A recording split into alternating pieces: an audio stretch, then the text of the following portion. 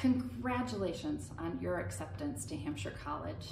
I'm the president here, Jennifer Chrisler, and I cannot wait to meet you. Our admissions staff saw something really special in you, and I know that you're going to bring that here to Hampshire College.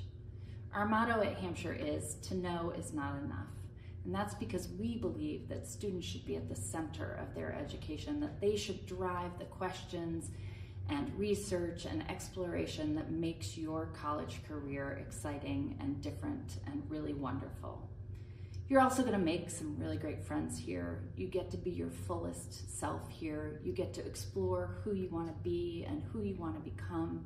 And you're going to do it with faculty who are really invested in you. You're going to have staff who are here to support you. And you're going to meet other Hampshire students who are going to be along that journey with you. So I'm really excited that you have been accepted to Hampshire College.